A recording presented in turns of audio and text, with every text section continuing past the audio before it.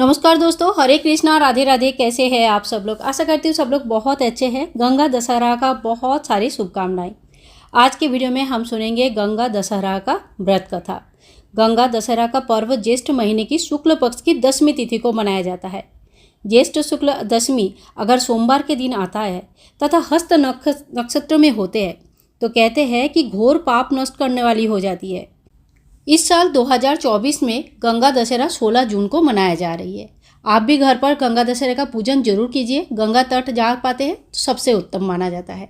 घर पर पूजन कैसे करेंगे, सामग्री क्या क्या है, इनकी संपूर्ण वीडियो अपलोडेड है, आप लोग चेक करना बिल्कुल भी ना भूलेंगे। इसके बाद चलिए शुरू करते हैं आज का कथा। प्राचीन काल में अयोध्या नगरी में सगर नाम का एक राजा राजत्व करते थे। उनकी कौसैनी तथा सुमति नामक 2 रानियां थी। कौसैनी अंशुमान नामक पुत्र हुआ था, जबकि सुमति के 60,000 पुत्र थे। एक बार राजा सगर ने अश्वमेध यज्ञ किया। यज्ञ की पूर्ति के लिए एक घोड़ा छोड़ा गया। इंद्र यज्ञ भंग करने हेतु घोड़ा को चुराकर कपिल मुनि के आश्रम में जाकर बांध आए। अब इस बात से राजा अत्यंत परेशान हुए और यज्ञ के घोड़ा खोजने लगे। यज्ञ की घोड़ा खोजने के लिए अपने 60,000 पुत्रों को भेजा। घोड़े को खोजते खोजते कपिल मुनि के आश्रम में पहुंचे तो उन्होंने यज्ञ का घोड़ा वहां पे बांधा हुआ पाया। उस समय कपिल मुनि तपस्या कर रहे थे।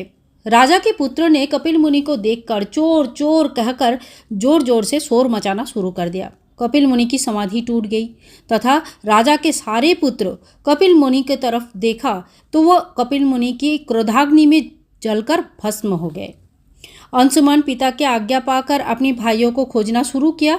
जब वो कपिल मुनि के आश्रम में पहुंचा तो महात्मा गरुड़ ने उन्हें भाइयों को भस्म होने का सारा वृत्तांत तो कह सुनाया। गरुड़ जी ने अंशुमान को यह भी बताया कि यदि उनकी मुक्ति चाहते हो तो गंगा जी को स्वर्ग से धरती पर लाना होगा। इस समय अश्व को लेके जाओ और अपने पिता का यज्ञ पूर्ण कराओ। इसके बाद गंगा को पृथ्वी में लाने के कार्य करना।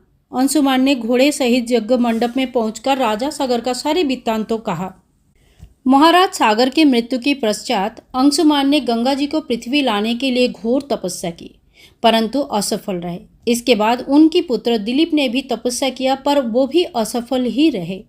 अंत में दिलीप की पुत्र भगीरथ, जो गंगा जी को पृथ्वी लाने के लिए घोर तपस्या किया, गोकर्ण तीर्थ में जाकर कठोर तपस्या किया। तपस्या करते करते कई वर्ष बीत गए। तब ब्रह्मा जी प्रसन्न हुए और गंगा जी को पृथ्वी लोक में जाने के लिए वरदान दिया।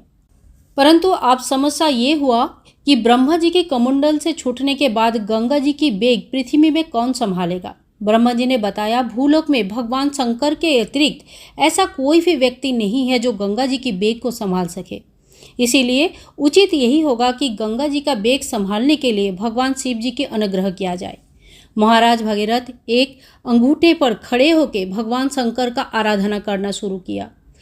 महाराज भगीरथ की कठोर तपस्या से प्रसन्न होकर शिव जी गंगा जी को अपनी जटाओं में संभालने के लिए तैयार हो गए। गंगा जी जब देवलोक से पृथ्वी लोक की ओर बढ़े तो शिव जी ने गंगा जी को जो धारा है वो अपनी जटाओं में समेट लिया।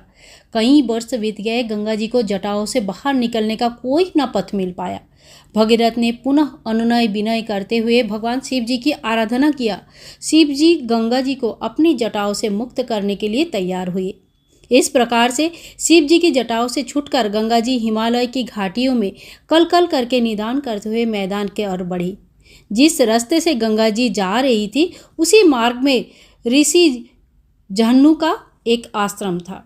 तपस्या में विघ्न समझकर वो गंगा जी को पी गए।